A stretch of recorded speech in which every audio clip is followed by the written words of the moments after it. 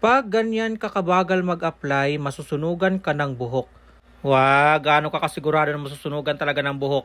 Charot lang. So yan ang pag-uusapan natin for today's video mga sis, yung comment ng ating madam na sinabihan tayo na masusunugan tayo once na mabagal yung ating application ng rebanding. At bago nga tayo mag-proceed sa ating gagawin mga sis, ipapakita ko muna sa inyo yung status sa buhok ng ating client. Previously, naka-highlights and balayage ito, 2 beses na yung ginawa sa buhok niya at patong-patong na hair color. Kaya kung mapapansin natin, sobrang dry at damage talaga ng kanyang buhok mga sis. May mga parts dyan ng kanyang highlighted hair na talagang namuti na talaga siya dahil nga nakadalawang patong na yan ng highlights or balayage. To the point na inayawan na nga siya ng kanyang hairstylist na gumawa sa kanya ng balayage na i-revive or i-reband ang kanyang buhok. Kahit yung mga stylist ko mga sis, dahil nakadalawang beses itong balik si ma'am dito sa salon, nung unang punta niya is wala ako, din tinanggihan siya ng mga staff ko dahil hindi daw nila kayang i-reband. So bumalik siya ng after a week at yun nga,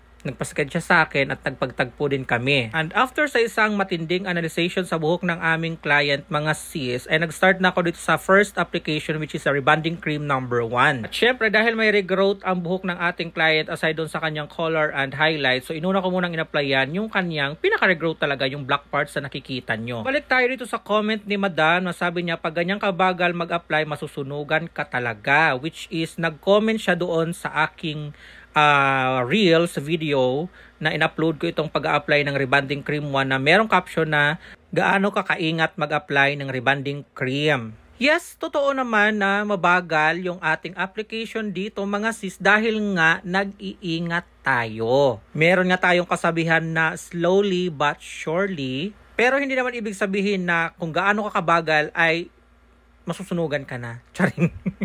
Tapos nireplyan ko yung comment niya na gaano ka kasigurado na masusunugan niya talaga yung application na ganyang kabagal. At sa hindi naman sa pagmamayabang mga sis, alam ko naman kasi kung kailan maluluto or malidevelop yung rebanding cream 1 sa buhok ng aming client. At sa application ko naman at sa ginagamit kong pang-reband ay alam ko na kung paano ang atake nito sa buhok ng ating kliyente. Hindi naman sa mabagal ako mag-apply, talagang maingat lang talaga ako mag-apply ng rebanding cream number 1.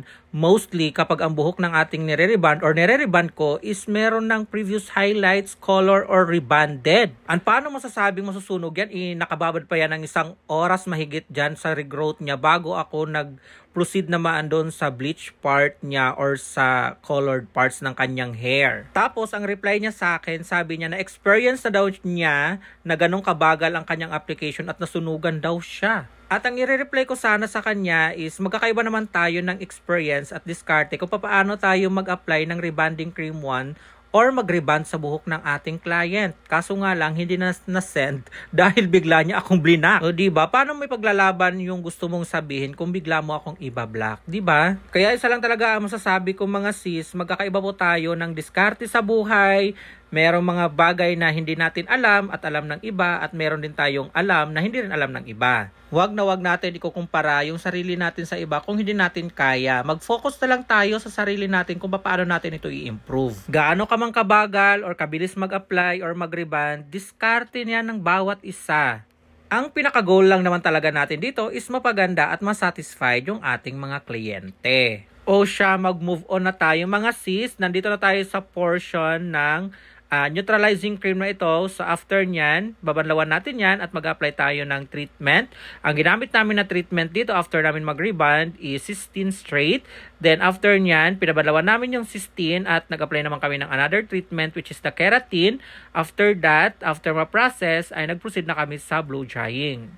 So pinapatuyo lang natin yung buhok ng ating client. Din tingnan natin yung result nito at yung after wash result. And by the way mga sis, I'm very sorry kung medyo tsaka yung boses ko dyan na parang ngungo dahil masakit po ang aking ngipin at nagpabunot po ako ng ngipit kaya parang medyo ngungo ang dating. Bali, ang ginawa po pala namin dito is reband, cysteine and keratin treatment. So hindi na namin siya kinulayan dahil ayaw na magpakulay ng buhok ng ating kliyente dahil nais niyang pababain na yung kanyang hair color at patubuin na yung natural hair niya. So as you can see mga sis, habang pinapatuyungan natin yung buhok ng ating client dyan, makikita natin yung malaking improvement talaga sa buhok niya at puwera gaba, hindi nasunog yung buhok ng ating client kahit na napakadaming highlights and bleach ng kanyang hair. Pero so far na itawid naman natin ng maayos at hindi naman nasunog ang kanyang buhok kahit napakadaming highlights, lalong-lalo na yung ilalim na parang namuti na talaga siya. Alright mga sis, so tingnan natin muli ang buhok ng ating client bago natin siya na-rebond. So yan po yung tsura ng kanyang hair.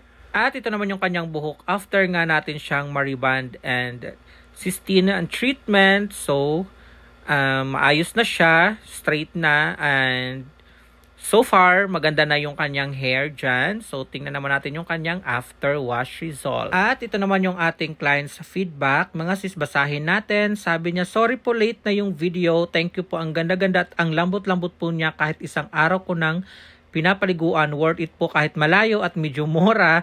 Next year po ulit balik po ako. So yan po ang ating client's feedback. At ito naman yung video ng kanyang hair after nga niyang ma-wash. So, di ba? Maganda pa din kahit na napaliguan na at malayong-malayo talaga doon sa kanyang before na hair.